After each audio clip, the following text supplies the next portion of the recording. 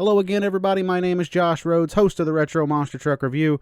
Just coming on here really fast to say again, thank you so much for all the 5-star iTunes ratings, as well as all the subscriptions onto the new YouTube channel. And, of course, thank you for all the follows on Spotify. I really do appreciate all of that. Also, to anybody that has bought a t-shirt, thank you so much.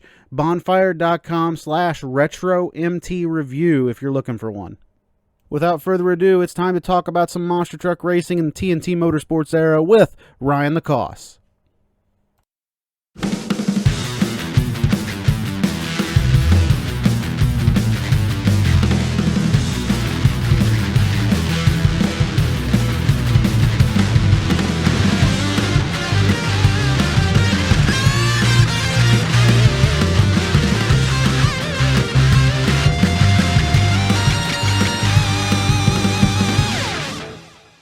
Hello again, everybody. This is another edition of the Retro Monster Truck Review. Today, we've got former Monster Jam television host, Mr. Ryan Lacosse, here on the show. What's going on, Ryan? How are you, man?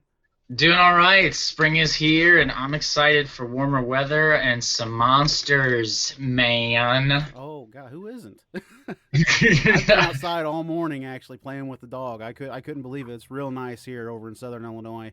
What's it like up in Peoria right now? It's still a little chilly. I mean, it's up near 50, but there's a breeze, and so it's keeping a little cool. But the rest of the weekend looks perfect. I got a longboard for my birthday, and I'm excited to just kind of cruise around and enjoy some nice weather this weekend, man. Oh, yeah, I'm going to do the same thing. I got some RC diff fluid I got to throw in one of the trucks, test it out, see if it's going to work. Then yeah, I got all kinds of problems with RC trucks. It's I'm a mess when it comes to this stuff, but two of my three trucks are in need of some TLC, including some shock repair on one. I got to come and fix your trucks? Brother, I need some assistance. I am not lying. But I'm trying my best to get it done. I am, and it's part of the learning process. I like the mechanics, not so much the electronics. And the electronics is usually what screws me. Yeah, it took me a while to get both of those down. But eventually, when you get them both down, you actually feel like you know something anymore. It's just the parts are so small. Golly. And like with my ADHD, it's tough sometimes dealing with that, but we're getting there. Oh, yeah. Anyway, you sent me this Chicago show, this Chicago Amphitheater. This is, I believe, 1989, correct? I didn't send you anything. No, yes. And I mean, it wasn't much longer after the amphitheater was torn down there too, and it was pretty much my first monster truck event, and it's too bad you're not doing the video because I do have a bunch of pictures, albeit most of them are kind of blurry. A little blurry, yeah. The lighting sucked so bad. There's Stomper flying through the air right there, and then Awesome Kong just hanging out outside. And just a few other ones, Playing for Keeps, Nightlife, Equalizer. It was a fun weekend, and apparently, according to Dennis Anderson, Metallica was at one of those shows that weekend. Oh, really? So, that I didn't know. Yeah, and he said that like after the show, they all partied, and the dudes from Metallica love Gravedigger. So I'm surprised they never collaborated on maybe a new song. And a heck of a music video that'd make too. Could you imagine Master of Puppets and then you see the red headlights coming in the background? Brother, that would be crazy. Yeah, and I want to show a couple other quick photos too to you and just kind of talk about it. So there's Snakebite in the barriers. Oh, wow. Yeah, I was there for that wild ride. And then this is a before and then after picture of Brian Welch's first monster truck. And as a kid, and you see in the second one, there's nothing more disappointing than showing up to a monster truck show and one of the trucks doesn't run because it's blown up. It's broken. Just slightly broken. All right, you're showing photos. I'll show one of mine here. This, Pana, Illinois, Bigfoot number 4, first truck I ever saw. It's a reason why I have the racer stripe body on my replica of it. Just happened to have those up there. Then I got this really neat little Prowler hero card. Our mutual friend Phil would probably love this. I love Lenny Kilder. He's so good. A few other kind of things too. A few pictures from the Barefoot reunion at Kankakee Speedway.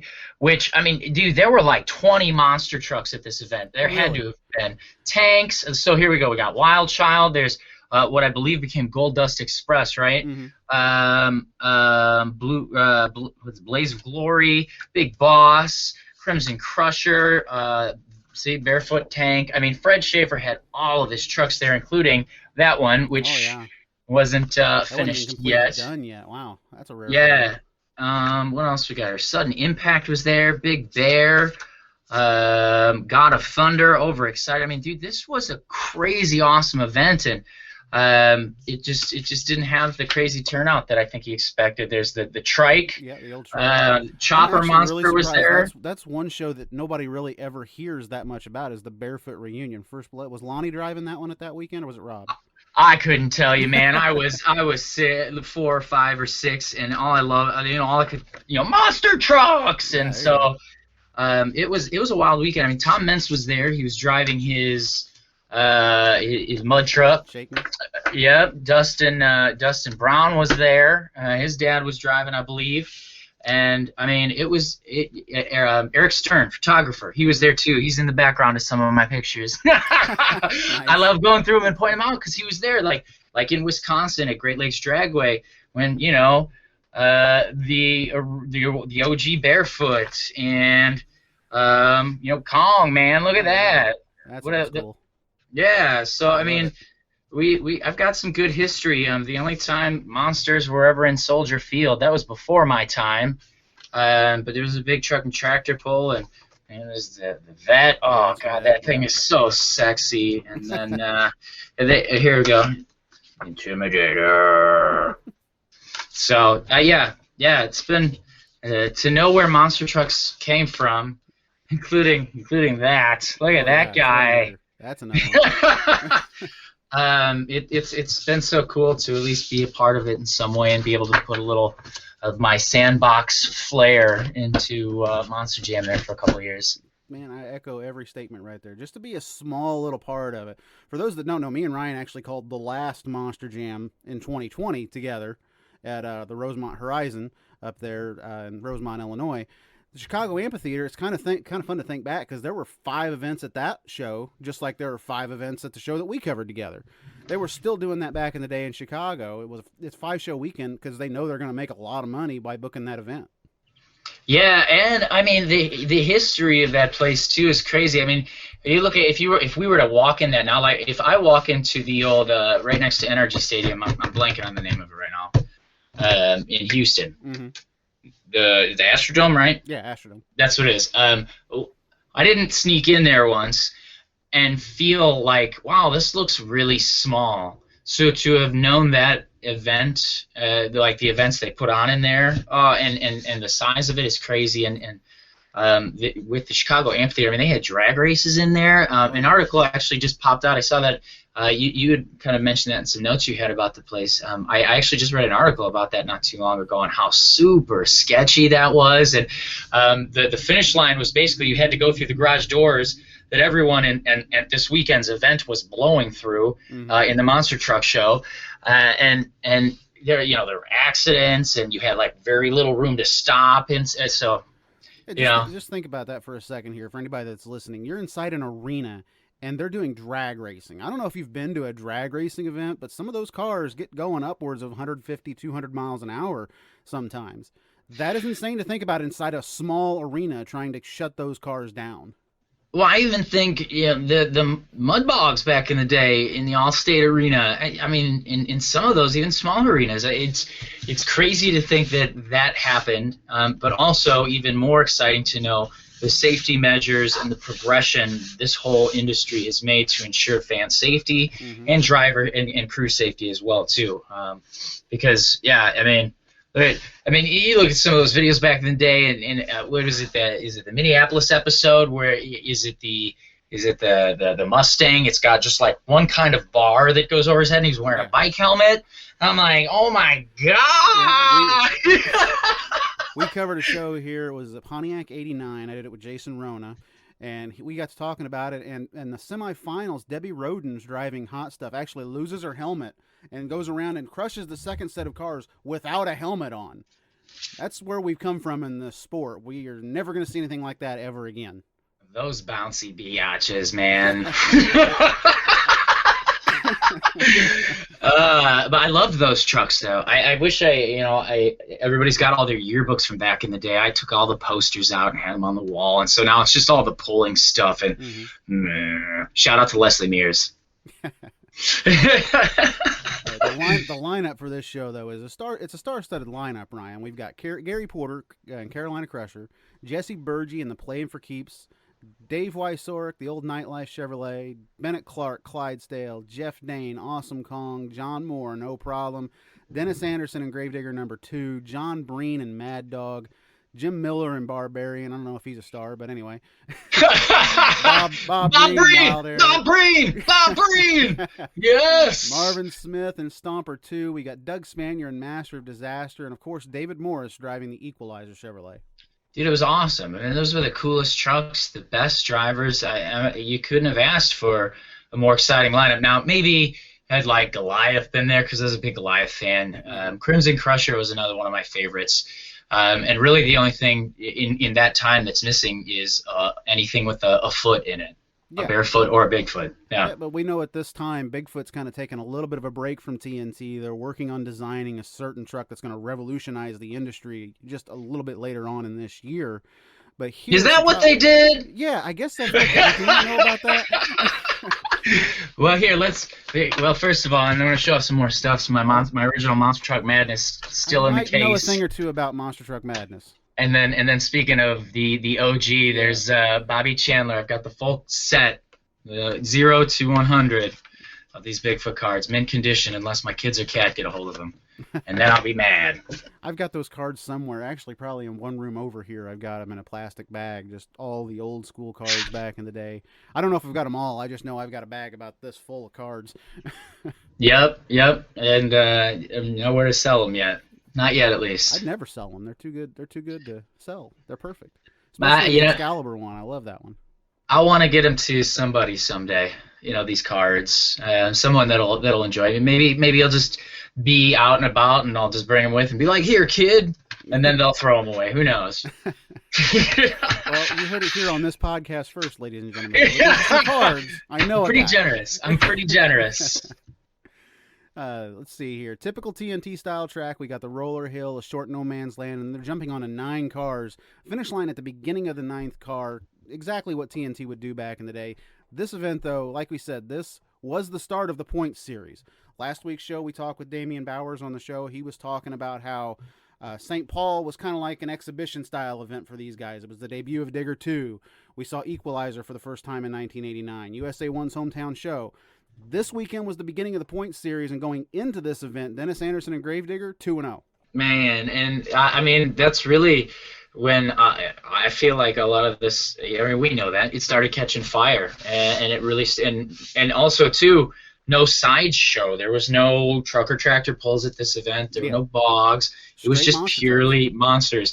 And the unfortunate part is, I wish I remembered more of this, but that's over 30 years ago now when this happened. So, these pictures definitely do some justice, and being able to see some of this stuff on YouTube is unbelievable, man. I never thought that that and things like my show choir videos in high school would come back to haunt me on YouTube.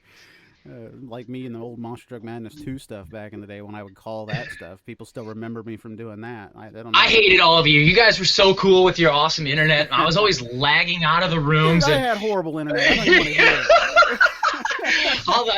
I'm in, and next thing my truck's flying halfway across the earth and nowhere near the stage because all I wanted to do was the rumble stuff. Mm-hmm. Let's talk about Chicago Amphitheater, though, real quick before we get into the show here. The arena itself was built for about $1.5 million by the Stockyard Company there in Chicago, mainly to host livestock exhibitions. But as we hear Richard Leake say at the beginning of the show, it was actually part of the World's Fair in the 30s, which is kind of hard to believe, but at the same time, very cool that Monster Truck somehow eventually ended up in this arena that housed, I believe, 9,000 people. What is the World's Fair? I've never, I know that there was another town out kind of where I live, they had their own kind of World's Fair, and it was like, that's the World's Fair? I don't know. So maybe back in that time, carnival it was... is what I was always told it was in school. Just a big carnival. Carnival where people could show different things off. I do know that, I believe the Walt Disney Company was involved in a couple of World's Fairs where you would go through and it'd be like the Town of Tomorrow or something like that. And you'd see the robots and everything like that going through. Wow. That was always kind of cool to me. I've always wanted to learn a little bit more about the World's Fair because there were so many World's Fairs, it was hard to believe how many there were over a period of time. I believe Columbus 92, I believe there was something to do with the World's Fair at that venue before the monster trucks came there as well. This arena, though, is actually kind of cool in the fact that it hosted, believe it or not, the home of the NBA's first Chicago team, the Chicago Packers. What? That name would have ever been in Chicago. Also the host of the Chicago Bulls later on. I know. That. So much confusion there, right? Right. Yeah, as a Chicago fan, you're like, wait, the Packers in Chicago? No, you send those cheeseheads back up north. The really cool thing that I read, though, here, Ryan, was the fact that in 1952 to 1968, the Amphitheater actually hosted the Democratic and Republican national conventions. There was a big deal at the very last one, though. I guess there were some riots at that Democratic National Convention. I don't know much about it. Like I said, this isn't really a news broadcast. This is monster truck related stuff. But at the same time, I thought it was cool that we had this American history basically going on in this building. Also, by the way, hey, monster trucks came in later. And probably lots of asbestos, too. Yeah, very true. Very true. But the good news is the Beatles had to perform in the asbestos as well as they performed in the amphitheater. Like I said, indoor winter drag racing, December 30th, 1962 and January 5th, 1964. The description I got was it's fun, but it was dangerous because of the slick cement floors. I mean, I don't know how you even get traction with a drag car in this place. Well, now the trick is to put, like, Coca-Cola syrup on the track, and I maybe that's when they figured that out. It might have been. You never know. They were like, let's call Coca-Cola, see what we can do as far as and too, out here. The finish line is like a garage door you have to go through, and if you're off a little bit, start for the same door. If you're off by a hair, it's messy. So again, kudos to safety. Exactly, big time. One of the coolest thing, though, and I saved this for last, Joe Frazier actually had his final boxing match here at the amphitheater against Floyd Cummings, which resulted in a draw. But still, Joe Frazier, one of the biggest names in boxing, had his last fight in this building, and I just thought that was a cool stat. Yeah, no, I mean, you do kind of get caught up in some of that sometimes. Being able to host shows at the Allstate Arena was really awesome because when it was the Rosemont Horizon, where Chicago-style racing was originated with one truck at a time, there's the Midwest, and as I look back at it, I didn't realize everything was so factioned off as it was. Like, there was the West Coast monster trucks, and you'd see them on TV in Angel Stadium, and I loved that track. And then you'd have your Midwest branch, and it's cool. It's cool. The history of some of this stuff is fun, but being able to be one of the first in some of these newer buildings is pretty rock star too, you know? Well, in that newer building that you're talking about too, WrestleMania was actually there a couple of times as well. That was always a stat that stood out to me is, hey, we're playing the same building where we saw some of the greatest pro wrestlers in the world work as well. That was cool about that building. This building, it was cool that Joe Frazier fought there. I mean, I imagine there were plenty of pro wrestling matches there too. They just weren't in the stats that I read. I mean, oh yeah, no, I mean that thing had to be used for everything up and down. It was state of the art back in its day, and then it became so outdated that they just had to tear it down. Yeah, unfortunately, but it gets that way sometimes with some buildings. This place though is still very cool. It reminded me a lot of the St. Paul, Minnesota building that we covered on last week's show. It had that. I don't know how to describe it. They had the seats, and then underneath of them, there was actually a couple of pillars where you could almost pit trucks underneath if you really wanted to these days. But back then, they were more or less used as part of the shutdown area for these trucks. Well, they should have put the trucks there to park them because, I mean, I forget how many episodes on this weekend were filmed and put on TV. All five were that I saw. Were they? Okay, because I feel like there was at least one, like, every show someone drove into the wall. Yeah. And Clydesdale would lose a tire or something like that every time. So it was wild to watch, and I mean they were just pedal to the metal, man. Oh yeah. USA 1 was the one that was pedal to the metal, though. It's explained a little bit later in this broadcast what actually happens with Rod Litzow. But he actually hit the wall not once but twice the day before. I believe he hit it in round? I think it was round 1 And then the very next round, he comes back and actually wedges the truck in this spot that we're talking about here and causes a bunch of damage to the truck. It's hard to believe that they were able to come back after the first one, and then the second one takes them out for, I believe, the rest of the weekend. Yeah, you know, I couldn't tell you, man. I feel like that's the one I was at. I don't even remember. Mm-hmm. I don't, because it was so long ago. And again, all I got is the pictures. I wish I had a ticket so I could verify. But I mean, you know, I watched all of them on TV. That's for sure. Yep. Speaking of TV, Richard Leake, Army Armstrong, one of the most underrated combinations, I think, in monster trucks. Richard Leake, obviously, always known for his nicknames that he would give people. Dangerous David Morris, One Run Anderson, just to toss it out there. One of my favorite ones, though, was one that I only used once. It was Squiggy describing Andy Brass. Andy Squiggy Brass, I thought was hilarious. I don't know, that sounds demeaning. No, the meaning was last week whenever my other co-host Damian was on here, and he said that Andy hopped out of the truck looking like Bob Ross with the haircut that he had. Richard actually throws it down to Army on the floor, introducing him and saying that after the first two events this season, like we said, we only have one winner. That's Gravedigger and Dennis Anderson, the truck to beat. Digger number 2 debuted earlier in the season, had the big Rodec engine in it in the early part of the season. Famously, 12 transmissions and 12 shows. Dennis scales it down just a little bit, and when he does, it actually helps the truck here. He goes out and takes the first 2 wins in 1989. Far and away the points leader going into this event. What was your opinion on Gravedigger number 2? What did you think of that truck? Because to me, it's always been one of my favorites. Loved it. As a kid, that was the only time I didn't know who to cheer for is if Bigfoot and Gravedigger were going head to head. But in my head, I was always cheering for Gravedigger. I remember a few times being disappointed at the Allstate Arena when Bigfoot won, but Bigfoot still won, so I wasn't that mad. But no, I loved it. I've loved every. There's been 1 or 2 diggers that I've been like, looks a little wide. But for the most part, I've never been mad with any of the styles. And you know, the old school stuff, the original stuff, that was just what it was the coolest. Everything was real on the truck and on these trucks, and you know, you still had, you know, lifting up the hoods and the beds and showing off, and the monster trucks were still a little bit more of a flashy element rather than just what we see today and just the racing and freestyle. There was a pride in your truck. Yeah, and this Digger 2 was certainly flashy when it debuted. When it debuts, it has the gold rims on it. By this time, it's down to the grays, and the truck just, I don't know, it just had this really intimidating look to it, but it was also still just one of those trucks that always caught your eye, and that's why this truck became the TV star for Dennis, I think. Early days of TNT, this was the truck that people really talked about, and I think, I'm going to probably cause a little controversy when I say it, I think that part of the reason that Dennis's popularity picked up in '89 was because the big blue Ford wasn't on TV with him very much. I mean, hey, TV time gets you recognition, and Dennis is he's a showman too.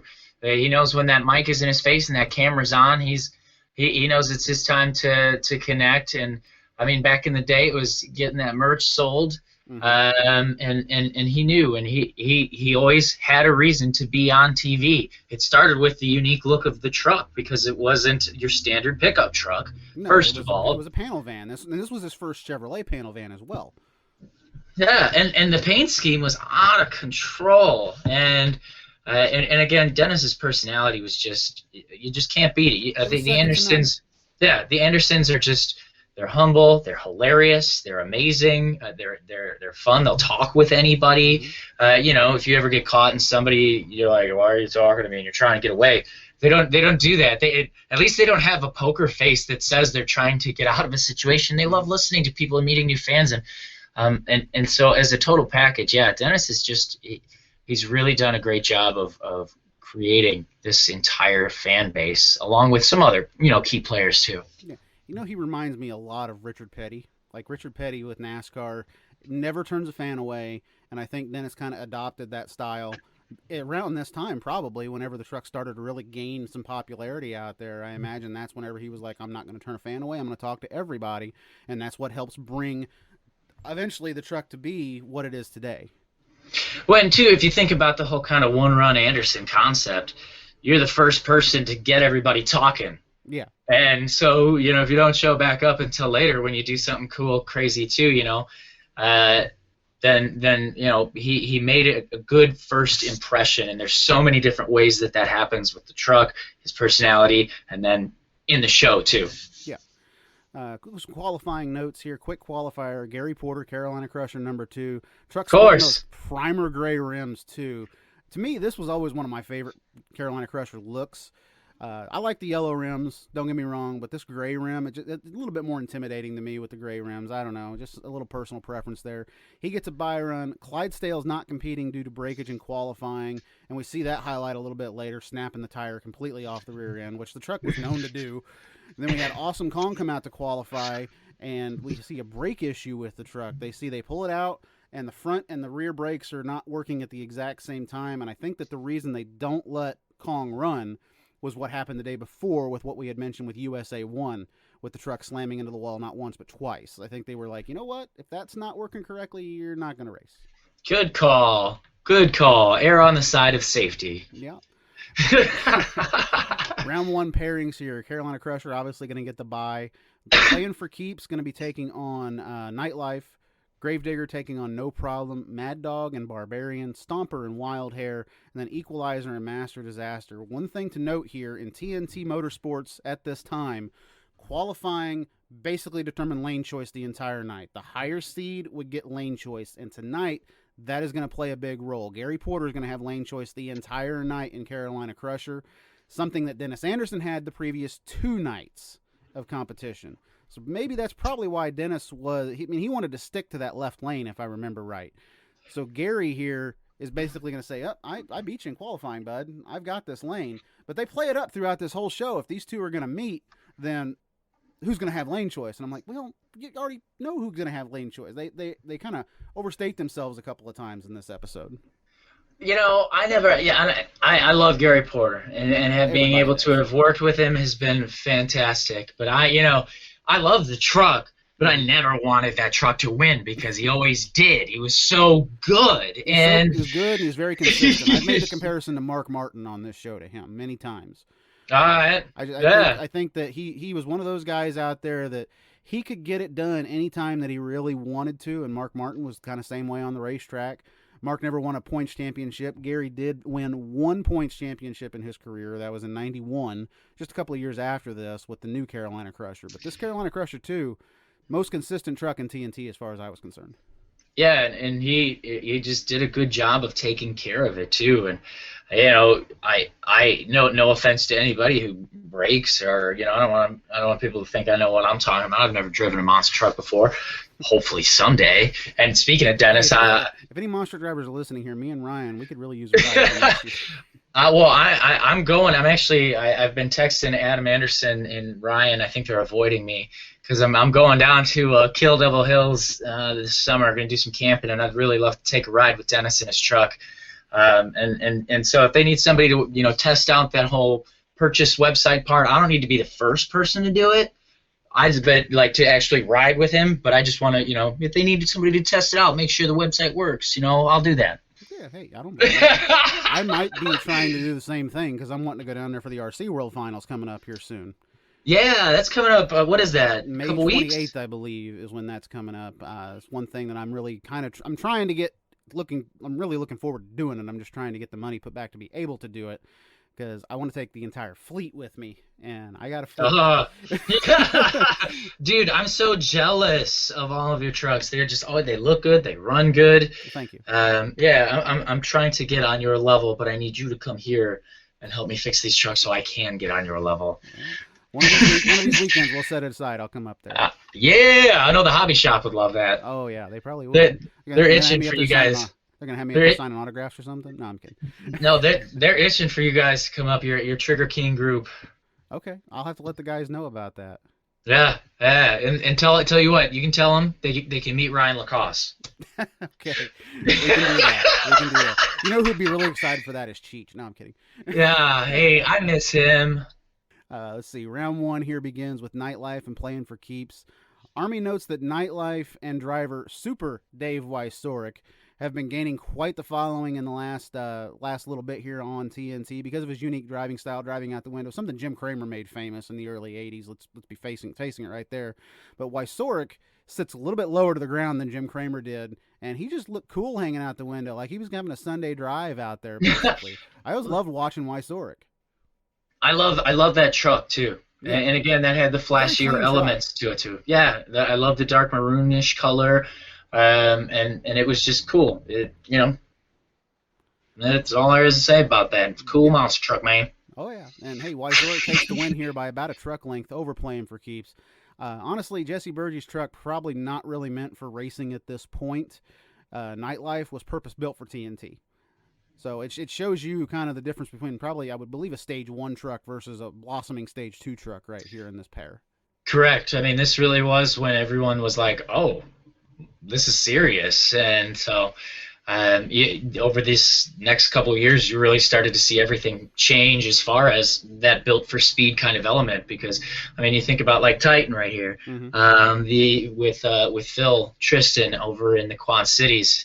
I mean, I actually am talking with a Tesla group about maybe having this truck crush it, and because they're like, oh, it's got like a 30,000 pound resistance, and I'm afraid this, one of these leafers will go hit that car and break the front axle or something. I don't know about that. Leafers are pretty tough even for back in the day, especially these guys right here. One thing that Dave says after the run, we've had qualifying on this track. We've had one round, one pass on it, but Dave said the track's getting pretty rough. The cars are getting flattened out. He likes the lane he's been running in, but he hopes he can stay in it all night. But obviously being fifth quick qualifier, that's probably not going to happen later on. One thing that he does point out here that I thought was interesting is the fact that the cars are flattening down.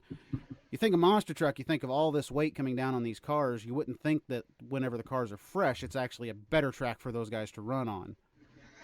And two, today I didn't even notice, but I think those trucks just bounced. They did, and if there was nothing to kind of cushion it, then yeah, boing, and even the cars would bounce too. Mm-hmm. So the last week's show that we talked about was St. Paul, like I had said previously. They didn't actually take the tires off of the cars for that show. So the trucks were bouncing over the first set and really bouncing off of the second set and causing a lot of issues. Here, they don't really make it known what they've done with the cars. But I can assume by the time they get to Chicago, they're probably understanding, hey, you know what, maybe we should go ahead and take those tires off, or at least flatten those tires for these guys. Yeah, that was about the time they figured that out too, I think. Yep. Next race here, we've got Gravedigger and No Problem. Again, Richard Leak with the famous Leakism. Dennis the Menace Anderson. So original right there. I know, right? I mean, it's not like he ever seen Dennis the Menace before. Difference between these two trucks on this pass, though, Anderson held the loud pedal wide open and cruised right past John Moore, whom was bouncing pretty hard after the first hill. A blowout win for Gravedigger number 2 right here, which is something that you wouldn't see later on in the season with these guys would match up. John Moore's going to get a little bit bigger power plant later in the season, but here, No Problem really isn't a problem for Gravedigger. Well, and too, the truck's wheelbase seemed so close together. Yes. And when he finally moved on to something bigger, I was sad that I never, that truck didn't stay around for as long as I would, as you would hope, But the little propeller on the back too, that was awesome. Oh yeah, the truck was actually a legit boat. I've pointed that out on the show before. Yeah, it's a legit registered boat. Nobody really knew that, and I'm like, y'all didn't notice the propeller on the back is kind of a dead giveaway. Next up race though, Mad Dog and Barbarian. Mad Dog, I always love this truck. Number 1, number 2, that thing ever rolls over, I feel really, really, really bad for John Green. And it's scary to see some of the races that he put that truck through and how hard it would bounce. The Louisville 87 race I covered on this podcast previously, where that truck in qualifying, it was round 1.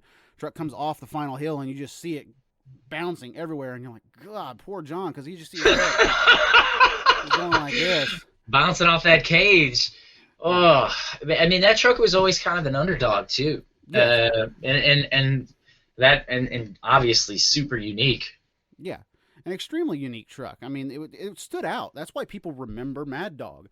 That's why people probably still remember, say, Marvin Smith's version of Wild Hair as a truck that stood out back in the day. This truck right here, Mad Dog taking on Barbarian, a truck I never want to see stand out. Anyway, sorry, I'm getting off. I love John, again, another leakism. John Bad to the Bone Breen coming to the line. Another nickname obviously given by Richard Leak. Jim Miller is called a local hero here. That's debatable. I want to point out. Hey, sometimes you stretch the truth, all right? Just sometimes? Sometimes, when you're talking about where people are from. Yeah. Well, actually, Jim Miller is local to me. He's in Nokomis, Illinois. I'm down in Ramsey. I'm like 15 minutes from this guy. And I've not heard very many good things about him. I'm sorry. I'm not going to talk very good about Jim on this podcast. Unless he wants to come on here and speak up for himself, then we might have a debate. But anyway, get off my soapbox. Man, shots fired. Shots fired. Well, I'll tell you some stories after we hang out. Let's see here. Breen actually walks away with the win right here. Just a very nice, smooth, straight pass over there in that left lane, which is really proving already to be the favorite for these guys.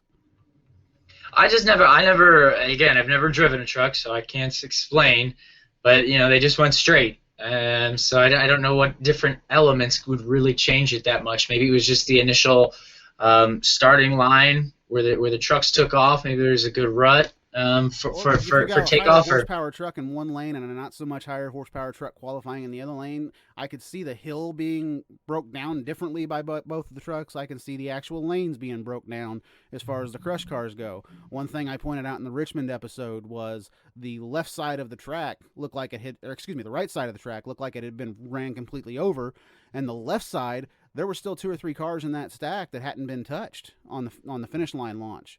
So you had higher horsepower trucks over in that other lane that were really breaking it down and making it a race-ready lane, while other lane, look what happened later on in that evening whenever you saw David Morris roll over against Racing USA 1, ripping the front tire off. The lane wasn't really a race lane at that point. I mean, that's the comparison. That's what I kind of get when I look at these and you see a favored lane coming to fruition. It's because the higher horsepower trucks are really eating up that lane and making it a race-ready lane. Awesome. Wild Hair and Stomper comes out next here. From one Breen to another, getting ready to go to the line. Stomper called one of the top Chevrolet trucks in the country, and that's again. I mean, it was fast. It had excellent top end speed, but it did not go for these short tracks. Yeah, but also too, if Stomper pulled up, you knew that was a threat. Debatable. All right. It's debatable to me. I mean, Stomper's had its number of upsets, so let's not hide from that. I mean, it had upsets, but I don't recall ever seeing it in victory lane. Big air, sometimes too. Oh, it had some big air, especially at Louisville, and I think that was maybe a little bit more foreshadowing in 1990 here, as Marvin Smith would take over Wild Hair eventually, and now here he's driving Stomper, which I believe is the truck that eventually becomes Wild Hair for him. Yes. It's interesting that they're paired up here. I just thought it was an interesting little pair to be paired up against a truck that you're eventually going to take over the name for later on. Stomper clearly red lights right here. Richard Leak doesn't really call it correctly, I think. False start on Stomper was automatically given the win. Leak actually calls the race all the way to the finish line and says Marvin wins. Even beforehand, he says it's a false start, but he calls him the winner anyway. It's a confusing race, but at the same time, it's clear what the officials call the race as, and they move Wild Hair on. Well, and back then too, when you were editing video, it was a lot more difficult than the digital way. Like you cutting and splicing tape with razor blades, and so someone was probably like, "We're not doing that again." Yeah. Okay. But what got me there is he legit says at the beginning of it, false start. You hear him almost kind of whisper and say false start, but then he still calls the race like while Stomper wins. I don't know. It was confusing to me, and I think he was just as confused as well, honestly. But they do call the right and correct winner here, and Wild Hair does move on to the next round. Master Disaster and Equalizer pulling up to the line now. This is the battle of the second quickest qualifier, Equalizer. It's very hard to see in this video, but you can make out that Equalizer at this point does have those nice coilover shocks on. Yeah, I love the red one, the red truck too. I do. I mean, the blue with the white drips on it, that was cool too. But man, that original Equalizer, that was awesome. And The original Equalizer was legit. It was just a perfect looking truck. I need to go see it. Yeah, I need to go to the Hall of Fame just so I can lay eyes on that truck again. The last time I saw it was when Mike Hawkins owned it, and it was in a state of disrepair, honestly. However, it was kind of funny at that particular event that I saw it at. Still won racing over Raminator. The truck, built in 1988, late '88, still getting wins all the way up to the end of its career. That truck was just built to work. Go fast, yeah. Exactly. Yeah. Army states that Morris is the kid and everyone is watching him this year, a phrase that would later be used in this broadcast for Dennis Anderson and Gravedigger. They say that they're watching Dennis this year, but clearly they need to start focusing their attention over on that big red Chevrolet truck Equalizer, who just has the suspension figured out on these guys. Famous thing here that Morris would always do, especially in '89, he would take the bad lane and make it his good lane. You couldn't stop that truck. You couldn't. And this race is exactly where that kind of starts out for him, because he's taking the right lane, a lane that nobody really likes at this time, and he goes out there and takes a win over probably one of the top trucks in the country, building anyway, is Master Disaster. Taking him out first round is kind of a surprise here for Doug Spanier going out that early. Yeah, but I mean, Master Disaster, while it was fast, I mean, when you're going up against Equalizer, which is going to settle easier. After the jumps, honestly, this was an interesting battle between suspensions, because Master Disaster was one of the first trucks that had the 4-link style suspension design, where Equalizer was one of the first that had the coilover kind of design. I'm not sure. I don't think I've got Master Disaster in the air. No. But yeah, I love that truck. That paint job was awesome. It was one of my favorite trucks. Gary Cook actually comes out and drives Equalizer off the track here so David can do the TV interview. David says that if Gary doesn't drive it out, if he shuts the truck off, he's afraid it won't start again. So it seems like they're having a little bit of an engine issue with Equalizer at this point, which I'm sure has some of the competitors in the back just rubbing their hands together at that point, because this truck was starting to become one of the more dominant trucks on the circuit. Before round 2 begins, we see Gary Porter out there with track officials actually pulling a hood off of one of the cars and just kind of throwing it to the side. I always thought it was kind of funny that sometimes the drivers were the ones that were prepping the track instead of the officials, and this is an example of it right here. Porter was always known as one of those guys. He would get out of his truck and he would walk the track. There's a famous Monster Jam episode from Indianapolis, I believe, where he's racing Tom Mintz in the finals, but before they go to commercial break, you kind of see Gary out there walking the track. You don't see Tom doing that. And who wins the race? Smart guy Gary Porter, who was out there studying the dirt. Are you saying Tom Mintz isn't smart? I'm not saying Tom Mintz isn't smart. I'm not saying Tom didn't know the dirt at that point. Gary did. Gary was out there walking the track and looking at the dirt before the final round. That's what they pointed out on that show. Shout out to Tom. Oh, yeah, definitely. Big shout out to Tom Mintz. If you ever listen to this show, Tom, I need to come out and visit you. It's been a while. The perfect 12-pack, and there was a tweet. I forget it was ESPN, like, who's the greatest champion, and everyone's like Lewis Hamilton and all these other people, and I'm like, Tom Mintz? I'd put Mintz up there with Lewis Hamilton. I'd like to see him have some truck control out there. There's your driver swap, ladies and gentlemen, right there. Get Lewis Hamilton over here in Max D, and then let Tom have the Formula One car. I would think that both of those things are awesome. I think that would be hilarious to watch, honestly. I'm ready for it. You tell me when that's happening. I'd love to be there. It's here on the broadcast where they finally tell us exactly what happened with USA 1. As we mentioned, they take us back to the first night of competition when we see the defending national champion lose its front brakes, driving the truck head-on into a wall after actually a very competitive cast against Nightlife. The crew was unaware that they actually broke the front axle as well on landing, so that's not going to help the truck at all. I don't know how you don't notice a front axle going away, especially when you're getting the truck back out and then taken back to the pits before the next round. Something that they definitely missed, because when he comes back out the next time, that's when he wedges it underneath the wall there. And, man, USA 1 and brake issues just keep happening this entire weekend, it seems. Well, I mean, he's not the only one, too. Yeah, well, and the way we've seen USA 1 at the end of some races, that was in pretty good shape still. Yeah, it was in pretty good shape. Compared to other issues that it had, especially later this year. A couple of times that truck ends up on its lid, and Rod Litzow gets his Richard Leak nickname, Flipper. Oh, that's good. A good call here by the officials as well. As Rod gets out of the truck in this particular point, they actually say that he goes to a local hospital to get checked out after that second impact. And he looks a little bit shaken up, honestly, after that. It was a scary impact. Round 2 begins, though. We get Carolina Crusher and Nightlife. Gary obviously lined up on the left lane. Of course, Super Dave takes the right. And, man, whole shot to Porter, does not look back. Honestly, a little bit of a surprise here. 2 of the most consistent trucks in TNT, and Porter just flat washes the floor with Nightlife on this race. It just shows his dominance and how really good he is. When he's focused on that finish line, stay out of the way. Yeah, definitely. Stay out of the way of Gary Porter's finish line. Don't even drive up to the line. Stay out of the way of everybody at the finish line on this one. Next race, though, Gravedigger taking on Master Disaster, who is the fast loser.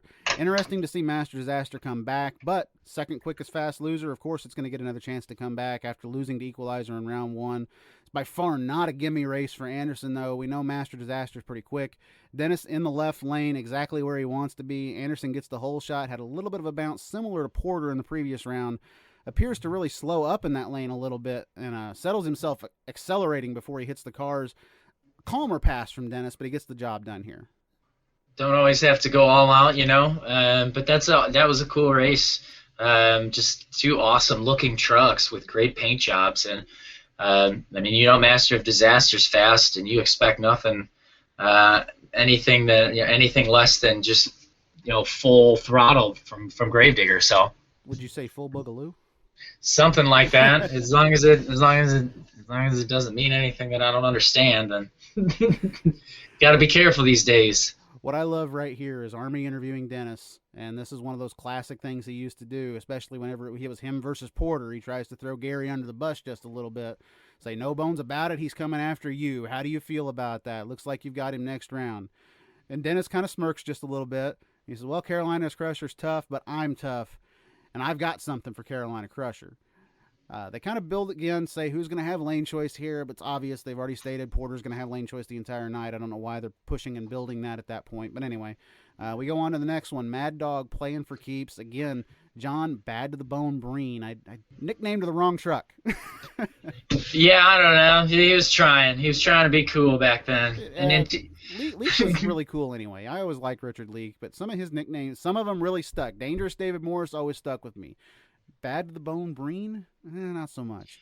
Well, if he ever gets back into TV, he maybe can take some notes from Farouk Tahid, who worked in Monster Jam and now and is the BattleBots announcer, who has some. He just has the coolest intros for everything. Mm-hmm. Farouk is the coolest. See, Jesse actually is the second quickest loser here, which puts him back into the bracket with playing for keeps. Mad Dog, by far the superior truck here, and is going to go on to take the win. Easy win for Breen. A bad bounce in the shutdown area there for playing for keeps as well, which is tough for Jesse, but at the same time, I don't know what he expected being out there racing these guys with that style of truck anyway. He would still go on and race this truck later in the season. He put a little higher horsepower plant in it, and he'd give some guys a run for their money, but with the high center of gravity of that truck, it just never seemed to work in TNT. But everyone was just trying everything. They were trying to figure out the key to success there, and so that's what really makes all of those trucks so unique.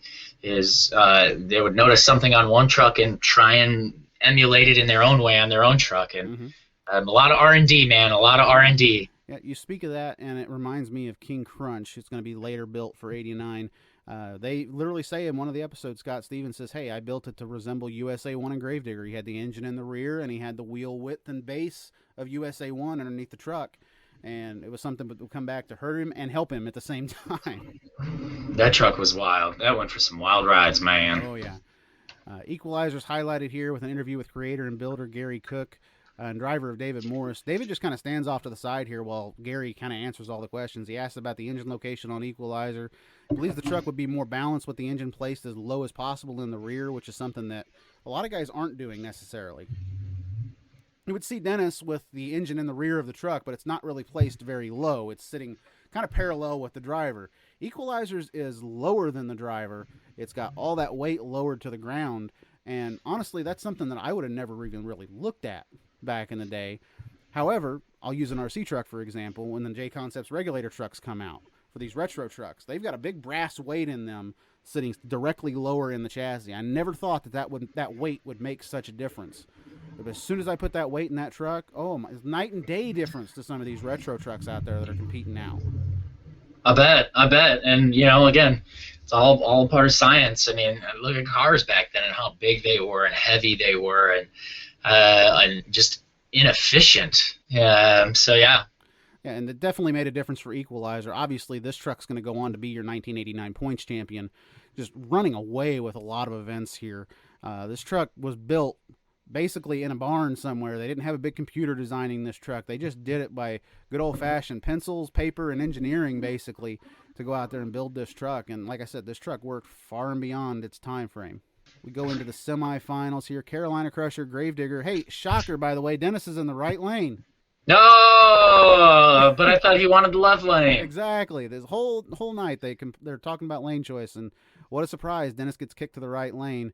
Hadn't been there all night long. Hadn't been there all weekend long either. That is something to point out. Dennis had won just about every race in that left lane. Now he's stuck over there on the right. Army says this could be one of the best races that we're going to see all season. However, it is cut short after the first hill. Dennis is with Gary over the hill, but then something just kind of jars loose in Digger. It kind of stops after the first few cars, and breakage plaguing Dennis Anderson again early in the season, and Gary Porter walks on straight to the finals. We got 3-run Anderson there. Yeah, we got 3-run Anderson. To be fair, Dennis is running really great that weekend, and then finally something catches up with him. It seems like that would happen at some of these longer events that Dennis would be at. He would be really good the first or second show, and then that third show or fourth show would come along, and then Dennis would just not be as good at all because the equipment just started to wear and tear on that truck, which was a shame. But at the same time, that's racing. Yep, and it sounds expensive. Oh, yeah. It's always expensive for Dennis. Equalizer and Mad Dog here. John Breen is in the coveted left lane. This was a little not actually. I take that back. It wasn't a surprise because, like I said, Morris makes the bad lane his good lane in almost every show in 1989. And John Breen, like I said, he's got the good lane, but he's taken on probably the best handling truck there. It appeared to me, though, as they left the line, Breen red lighted, but it wasn't called on TV. If you look back at that race, Breen's tires are moving and the light's still red. I imagine he knew he had to cut a light to try to get Equalizer here. His truck's not really built to compete with a truck like that. We're just told that Equalizer would be advancing after that race, mainly because it's a blowout. Yeah. But what are you going to do? I mean, you've got to... You win some, you lose some. Exactly. To be fair, a really good showing of John Breen right here to get to the semifinals.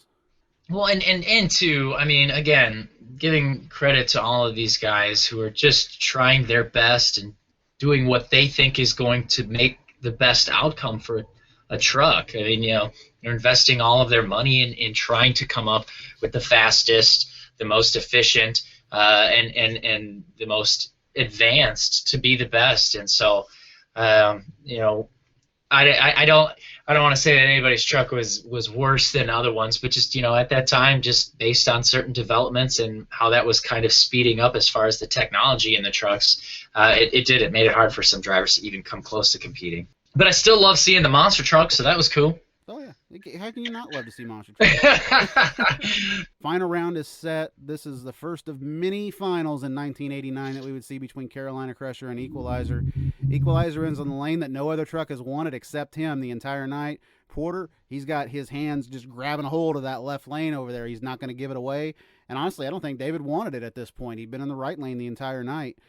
The greatest thing in this show is shown right here, though, right before the question of the week. Tamiya Clodbusters out there on the track, and that has a special place in my heart. Always wanted one. I never got one, though. It's a completely stock version of the truck, too. I could talk all day long about this single Clodbuster that was on screen for all of 10 seconds, but I'm not going to. Question of the week that I actually really thought was a good one here was by a guy named Ken Ross. He asked, why do some of the trucks come back in two-wheel drive instead of four-wheel drive? How important is four-wheel drive in a monster truck? Marvin Smith answers the question. He says four-wheel drive on the truck is the second most important thing on the vehicle, first being the brakes. The truck is operated by the gas pedal, and without four-wheel drive, you'll back out of your downward motion, and the truck will proceed right on over, which is, I'm assuming he's talking about end-over-end rolling over, which is something that Stomper truck had done a couple of times. Another thing that came to my mind immediately when this question was asked was Jim Cramer, TNT Motorsports 1987 in Indianapolis when the truck end-over-end rollovers. The truck does not have four-wheel drive. It's in two-wheel drive. It only has rear-wheel drive. Jim can't pull out. Yeah, no, that completely makes sense. We get to the final round. Carolina Crusher and Equalizer. It's the old story. Rookie and veteran here in the final right now. Porter's been at this quite a while. David Morris, like I said, this is, I believe, his second year technically in competition. 88, the truck was driven slightly towards the end of the season by David. Now it's in its full race setup right here. It's not just a leaf-sprung truck anymore. It's out here winning races in 1989 with David behind the wheel. And like I said, each driver has the lane they want.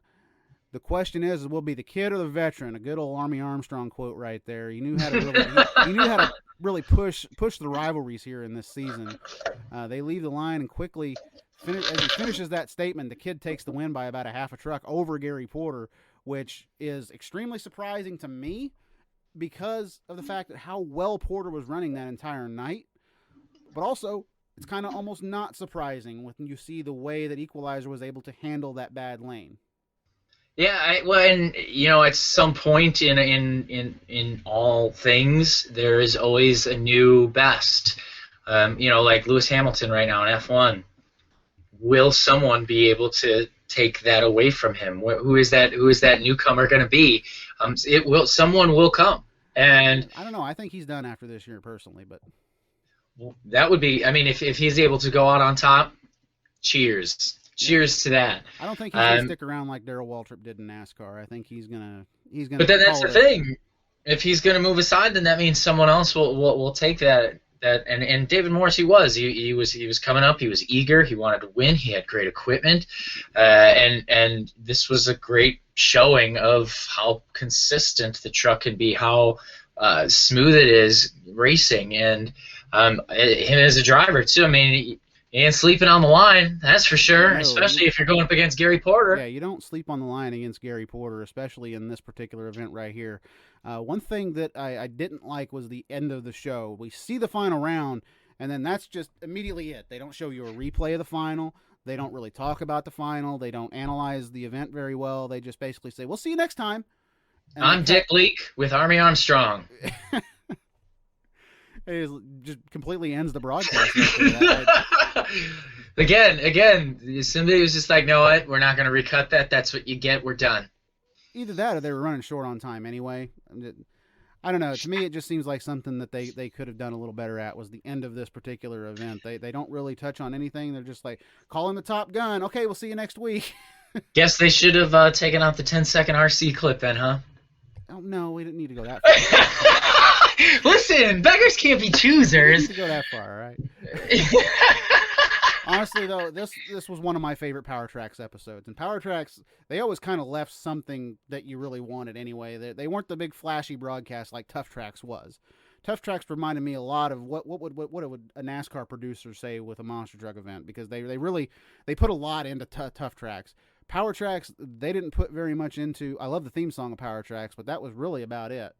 They didn't show you the racing bracket all the way through. They didn't show you hardly anything really other than the race, and it was a close race. They would show you a replay, but after that was it. Here they don't even show you the final round. I thought the racing could have been a little better on this show. I thought the track prep could have been a little bit better for that right lane for some of those other trucks. Overall, I gave it a 6 out of 10 on the broadcast. What did you think? I give All Things Monsters 10 out of 10. I don't blame you. I mean, for its time, the fact that there were even monster trucks on TV, the production value left a little to be desired, but all in all, it was just cool to see the sport gaining some notoriety, growing its exposure, and now look at it. Now look at it. Oh, I'm looking. Would you look at it? Look at it. Would you? Would you? All right, man. Before we hop out of here, though, I know you want to talk about Best Buddies a little bit. Can you go ahead and kind of plug yourself just a little bit before we hop out of here? Oh, yeah, man. That's awesome. Thank you so much for giving me this opportunity to talk about that. So I work now with Best Buddies. I'm the area director for Central Illinois.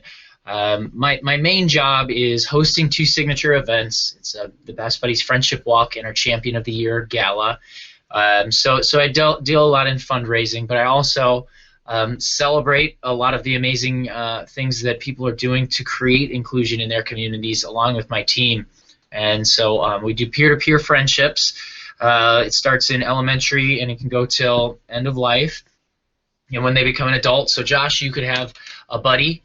We would look to match somebody your age that has similar interests as you. So RC trucks. In fact, I've got my friend Marcus, who he at a school I volunteered at. He's been wanting to be one of the first black men with autism to drive a monster truck. But he's shooting for Max D.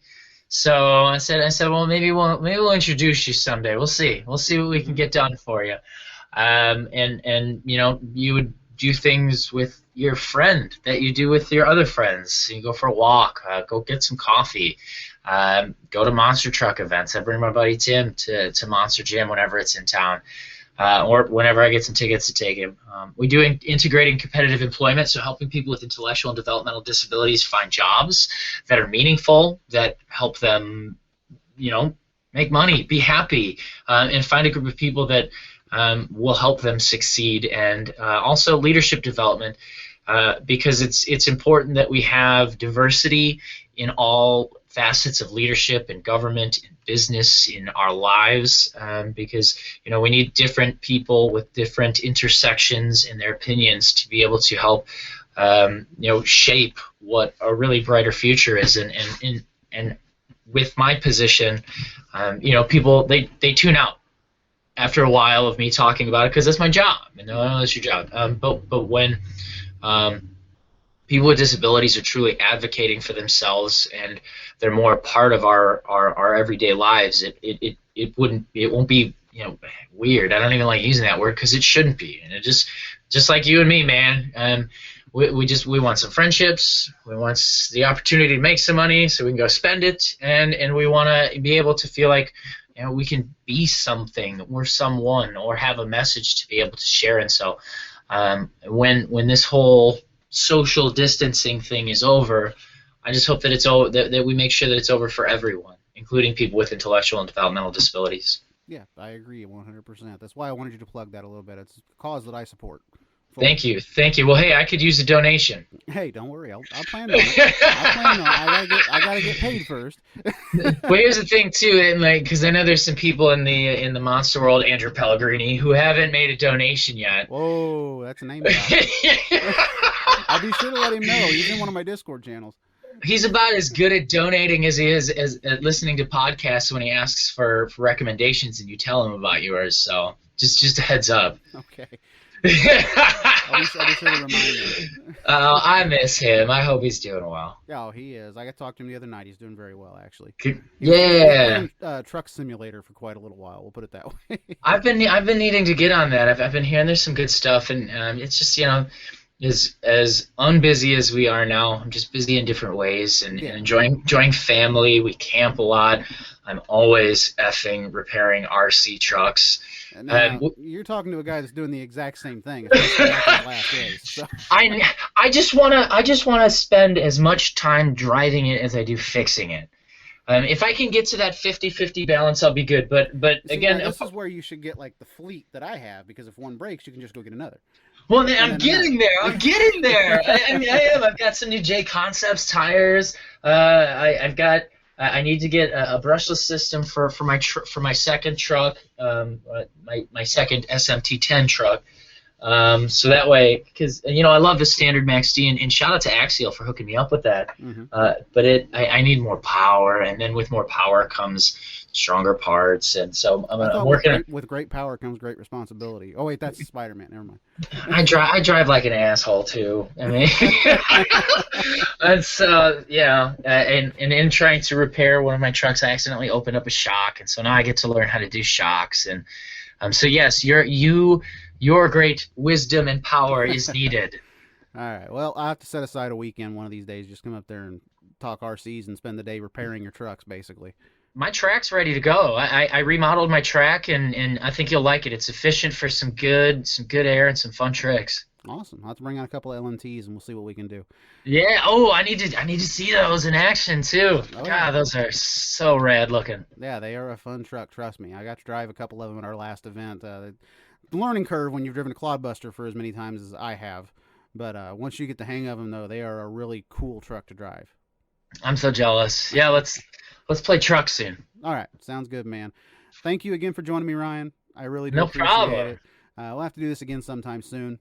You bet. Until then, everybody, though, we hope you enjoyed the Retro Monster Truck review, and we'll see you again on the tracks across America.